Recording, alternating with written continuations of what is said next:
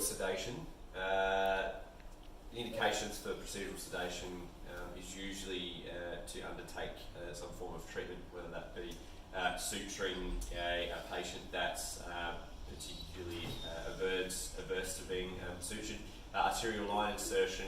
Probably the most common that would be done in the pre-hospital setting would be relocation of the limb. So procedural sedation is designed to improve compliance in the patient so that the procedure can be undertaken.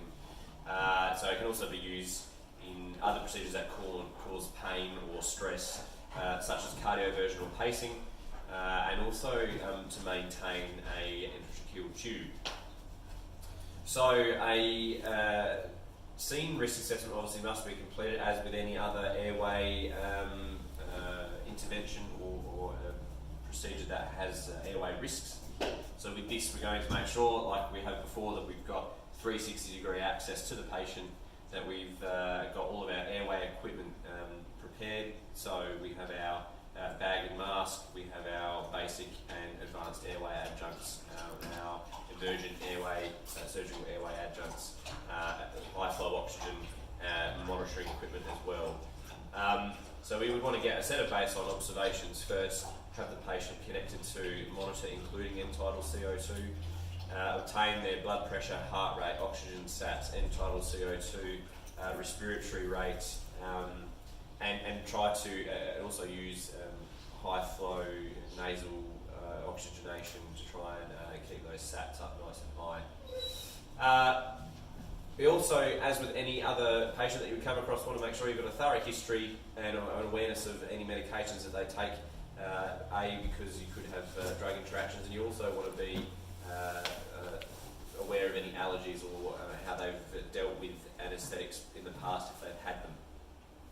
One of the other important things that we need to discuss with the patient is how recently they've eaten.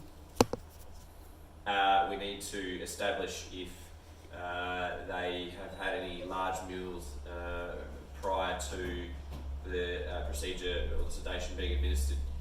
In the pre-hospital environment, we should assume that most patients would have not fasted like they would have in hospital.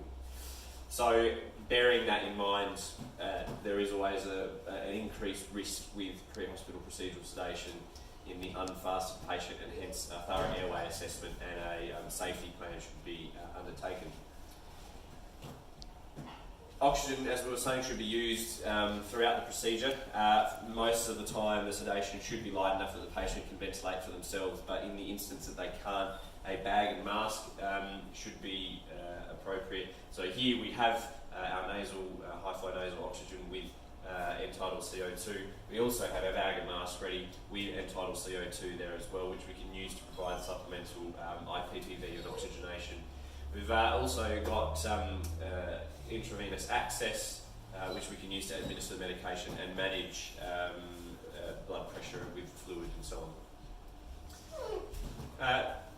The two medications that are most likely to be used in the pre-hospital context would be ketamine first. Ketamine is generally accepted as the first line procedural sedation agent. It's known for its properties with dissociation and disinhibition. And the objective is to kind of have the patient still conscious and breathing for themselves, but not particularly phased by what's going on around them. With that, there is a risk of emergent syndromes and stress as a result of the disinhibition, and clinicians should be acutely aware of this and try to make the environment that the sedation is being performed in as relaxing and as calm as possible, with less visual stimulation and thorough and clear and calm communication to the patient.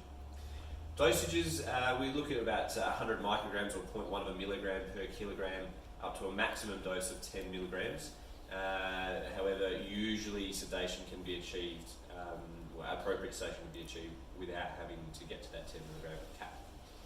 The other medication that's used is Midazolam, which is a quite potent short-acting benzodiazepine and is often used in procedural sedation. However, there is the risk of haemodynamic impact from this medication. So especially in patients that are already hypotensive, midazolam can worsen the hypotension, and it does also have the risk of respiratory and cardiac suppression, as benzos are central nervous system depressants. The dosage for midazolam is generally just 1 milligram increments intravenously until the appropriate degree of sedation is achieved. Usually your maximum is going to be around 3 milligrams, and this can be repeated every 5 minutes if it's required, and assuming that the patient's observations tolerate it. So obviously we need to make sure that our intravenous lines, our cannulae, are appropriately secured and patent the whole time. And we also need to make sure that our airway equipment is set up and prepared in case we need that. There's also it being a high risk procedure, both due to airway concerns, but also the medications used. We need to make sure that everyone is on board with the plan and that everyone abides by the appropriate policies and procedures relating to medication administration, such as labelling and confirmation of drug volume to be given, and when it's given, as well as communication of observation. So medication checks, administration, g'day Rufus, and labelling is important as well. As we've touched on, the objective is more so to achieve a lower degree of sedation than you would want in a general anaesthetic. So we want therefore minimal to at most moderate sedation.